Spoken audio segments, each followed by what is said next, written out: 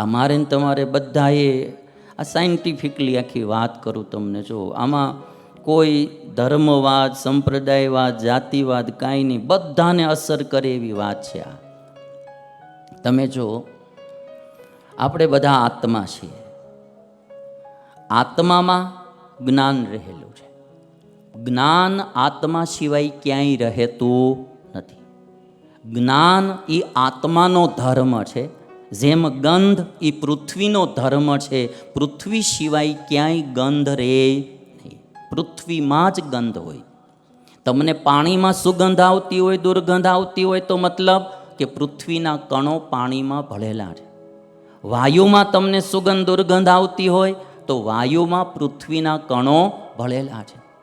મતલબ ન્યાયશાસ્ત્ર બોલે કે ગંધ એ પૃથ્વીનો ગુણ છે, પૃથ્વી સિવાય ક્યાંય ના હોય. એમ જ્ઞાન એ આત્માનો ગુણ છે, આત્મા સિવાય ક્યાંય જ્ઞાન હોતું નથી. અને એટલા માટે એ જ્ઞાનને લઈને જ આત્માને ચેતન કહેવામાં આવે છે. જેનામાં જ્ઞાન ન હોય એને અચેતન કહેવામાં આવે, એટલે આને ચેતન કહેવામાં આવે.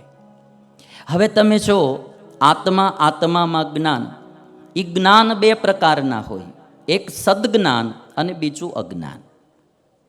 એક જ જ્ઞાન છે, એના બે પ્રકાર પડે, ખાલી બે પ્રકાર. ઘઉંનો લોટ જ હોય પણ ચોરીમાના લાડવા બનાવો અને હુખડી બનાવો એની જેવી વાત છે. બે વસ્તુ એક જ છે પણ એકના બે વિભાગ બને. કઈ રીતે? સદજ્ઞાન અને અજ્ઞાન. હવળે માર્ગે હાલે તો સદજ્ઞાનને, અવળે માર્ગે ચલાવે એ અજ્ઞાન.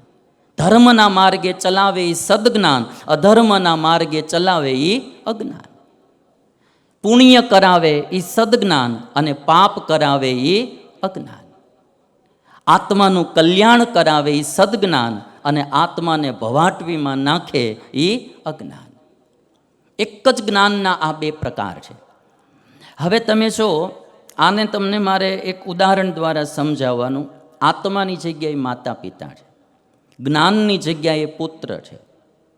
પુત્ર પણ બે પ્રકારના હોય, સુપુત્ર અને કુપુત્ર. આમાં તમને તરત સમજાઈ જાય, બરાબર? માતા પિતા આત્મા, જ્ઞાનની જગ્યાએ પુત્ર, સદજ્ઞાન ને અજ્ઞાનની જગ્યાએ સુપુત્ર ને કુપુત્ર. જેને ત્યાં સુપુત્ર હોય એના મા બાપ સુખી થાય અને જેને ત્યાં કુપુત્ર હોય એના મા બાપ દુઃખી થાય. માનો કે ન માનો તમે, બરાબર? જેને સંસ્કારી, ડાયો, ડમરો, કમાવ, બુદ્ધિશાળી, ગુણિયલ દીકરો હોય એના મા બાપને આનંદ, આનંદને આનંદ હોય. અને જેનો દીકરો રાતે 3 વાગ્યે ડબલ પેક મારીને આવતો હોય, જુગાર રમીને આવતો હોય, દારૂ પીને આવતો હોય, ઘરે ધમ પછાડા કરતો હોય. એક છોકરો તો રાતે 2 વાગ્યે, રોજની ટેવ પડી, 1-2 વાગ્યે આવે, પીને આવે, રખડીને ખાઈ પીને. એને બાપા પહેલી રૂમમાં હોવે મકાનમાં, દરવાજો એના બાપાને ખોલવો પડે. એક દી તો 3:30 વાગ્યે આવ્યો. એને બાપાને ભર ઊંઘમાં જાગવું પડ્યું. પૂછ્યું કે લા અત્યાર સુધી તું ક્યાં રખડતો હતો? તો કે સિંહ તો ગમે ત્યાં આટા મારતા હોય, સિંહ તો ગમે ત્યાં આટા મારતા હોય. એના બાપાની એટલી બધી દાય ચડીને ઊંઘમાં પટ્ટો ટીંગાતો તો પેન્ટનો, કાઢીને 4-5 જીક્યા ને તે સિંહ શિયાળિયું થઈ ગયું.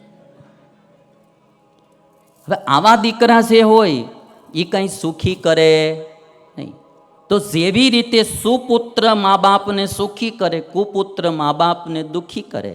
અમારામાં આવો તો અમારે હારો શિષ્ય હોય તો ગુરુને સુખી કરે, ને મોળો આવી ગયો હોય તો દુઃખી કરે. અમે તો સાવણી મારીએ કે તમારે તે ચાન્સ નહીં.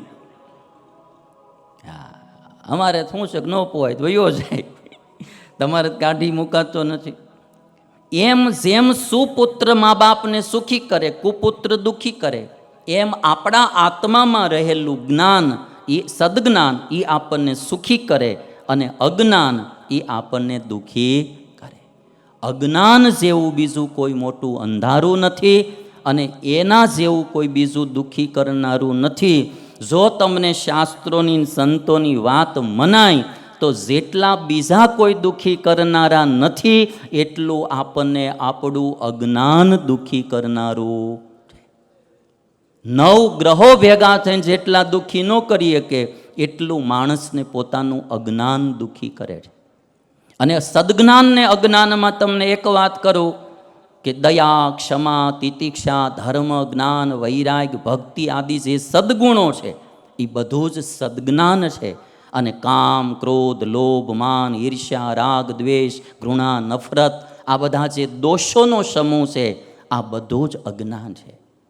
અને તમે જો એક વિચારધારા જાગે તો માણસને હિંસા કરવાનું મન થાય, અને એની વ્યક્તિને એક વિચારધારા જાગે એટલે ક્ષમા કરવાનું મન થાય.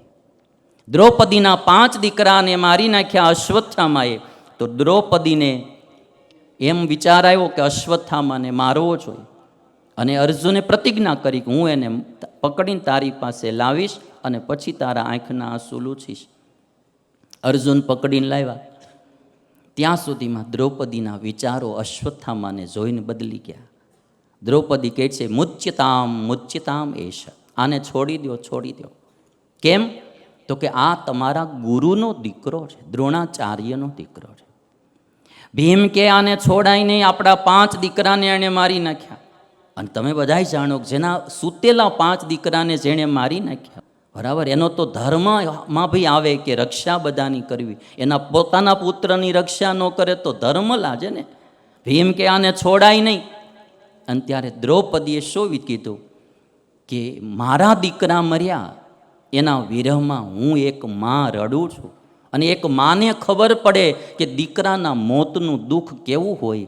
હવે આ અશ્વત્થામાને મારી અને મારે આ દુનિયાની કોઈ બીજી માને રડાવવી નથી, એટલે કહું છું કે તમે એને છોડી દો. આ જ્ઞાન જુઓ તમે ને ભાઈ, આ જ્ઞાન છે. મારું કહેવાનું સદજ્ઞાન અને અજ્ઞાનમાં આટલો ફરક છે.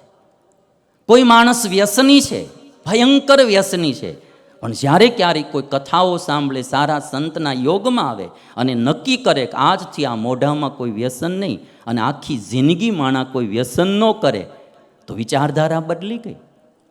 એક દિવસ એની વિચારધારા હતી કે એ વિના ચાલે જ નહીં, ખાવું જ પડે, પીવું જ પડે. અને એક દિવસ વિચારધારા કે એને એની ગંધ પણ ગમે નહીં, આટલું એનું ઓલું થઈ જાય. એક દિવસ માણસ નાસ્તિક હોય ને એક દિવસ આસ્તિક થઈ જાય. ફેરફાર ક્યાં થાય છે? બધા જ આત્મામાં થાય છે.